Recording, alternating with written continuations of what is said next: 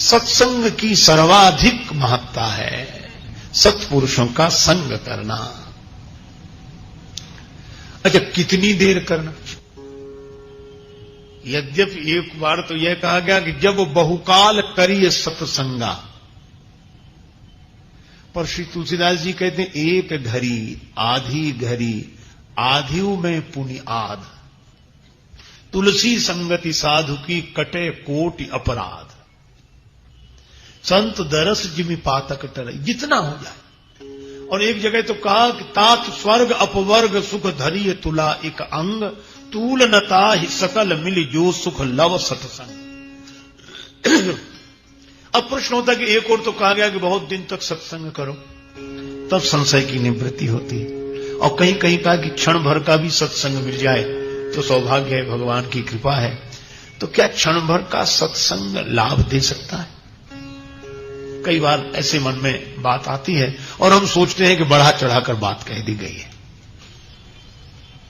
पर नहीं, क्षण भर के सत्संग की भी बड़ी महिमा है। कैसे? आप ऐसे विचार करें कि जैसे कोई मकान 7 साल से बंद हो, खिड़की दरवाजा बंद, ताला लगा, और कोई मकान 7 दिन से बंद हो, कोई 7 घंटे पहले बंद हुआ हो, पर जब उजाला किया जाएगा, उसमें दिया जलाया जाएगा, तो एक क्षण काफी है, चाहे 7 साल से बंद हो, चाहे 70 साल से बंद हो, चाहे 7 मिनट पहले बंद हुआ हो। इसी तरह सत्संग का दिया जब जलता है तो एक क्षण में जलता है, और जन्म जन्म की बिगड़ी हुई बात एक क्षण में बन जाती है। बिगड़ी जन्म अनेक की अबहीं सुधरे आज, होई राम को नाम जप तुलसी तज को समाज। देखो सत्संग की महिमा बताओ। लंकनी मिली हनुमान जी को और बोली क्या, जाने से नहीं मरम सठ मोरा, मोरे आहार जहां लगी चोरा।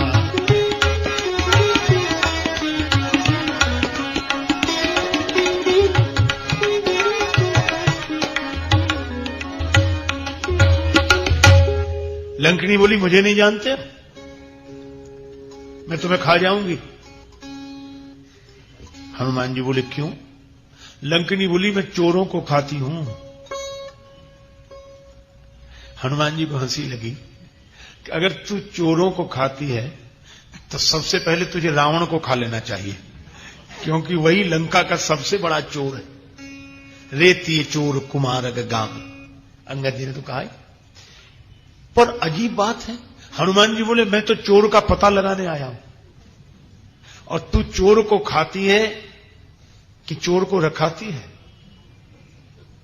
चोर का पता लगाने वाले को खा रही है और कहती है कि मैं चोर को खाती हूं। हनुमान जी ने सोचा इसकी बुद्धि ठीक नहीं है, क्या करें? श्री हनुमान जी ने मुक्के का प्रयोग किया, और जैसे ही मुक्के का प्रहार किया तो लंकनी गिरी, और गिरते ही रुधिर बमत धरनी धन मनी, उसके मुंह से रक्त निकला। और पुण्य संहारी उठी सो लंका। वह लंकनी फिर संभल कर खड़ी हो गई और बोली सत्संग का सुख मिल गया। अब यह बड़ा सांकेतिक सूत्र है।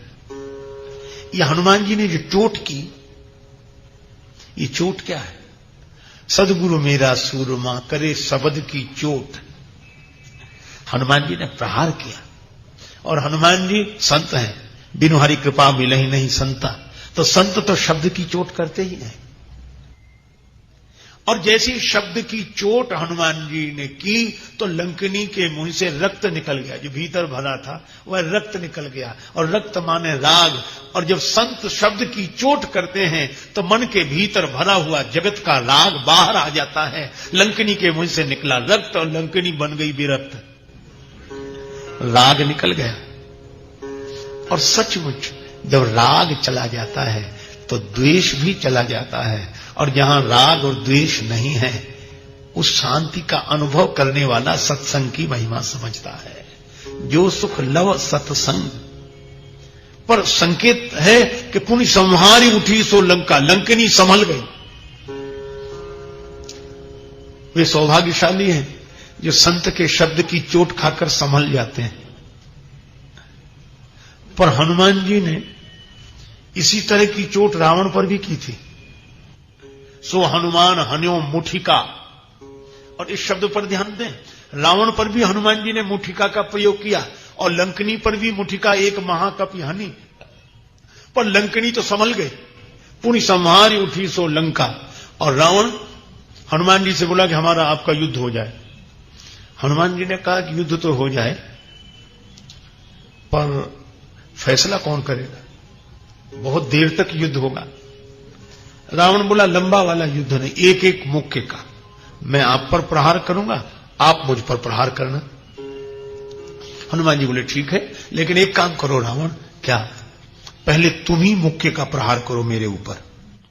रावण बोला मैं क्यों करूं, तुम क्यों नहीं करते पहले मुझ पर मुक्के का प्रहार?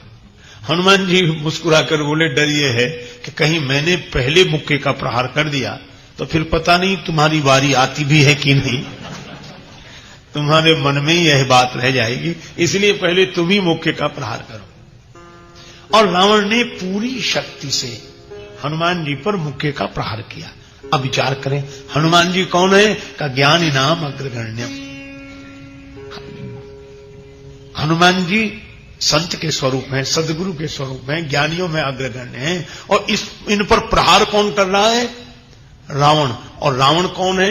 विनय पत्रिका की भाषा भाव शैली में मोह दशमौलि तदभ्रात अहंकार, ये रावण मोह का रूप है। और मोह माने अज्ञान।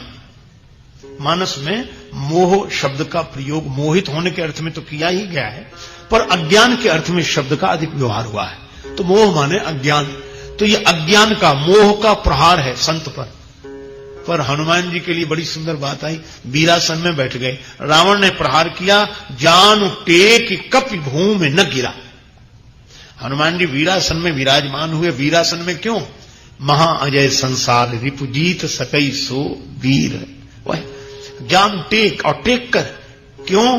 क्योंकि साधु की तो टेक ही है, साधो टेक गही सो गही, कोटि विघ्नते संत कर मन जिम नीति न त्याग। तो हनुमान जी का तो कुछ नहीं बिगड़ा, बैठ गए वीरासन में। और जो रघुवीर का होकर वीरासन में बैठ जाए उसका मोह क्या बिगाड़ेगा, अज्ञान क्या बिगाड़ेगा। अब रावण तो बार बार आंख बंद करे और खोले। हनुमान जी ने कहा कि परेशान मत हो, हम स्वस्थ हैं, हम स्वस्थ हैं, और जो स्वस्थ हो उसका क्या बिगाड़ेगा यह संसार, स्वस्थ है। एक सज्जन थे, वो विनोद की शैली में बोलते थे, उसका अन्यथा अर्थ न लिया जाए। वो कहते थे कि महाराज आजकल तो बड़ी समस्या है। हमने कहा क्या? उन्हें ना तो कोई स्वस्थ दिखाई देता, स्व में स्थित हो स्वस्थ, और न कोई गृहस्थ ग्रह में जो स्थित हो।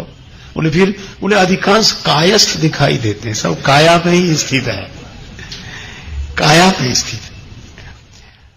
और जो स्वस्थ है उसका क्या बिगाड़े? हनुमान जी ने कहा हम स्वस्थ हैं, लेकिन रावण अब तुम तैयार हो जाओ।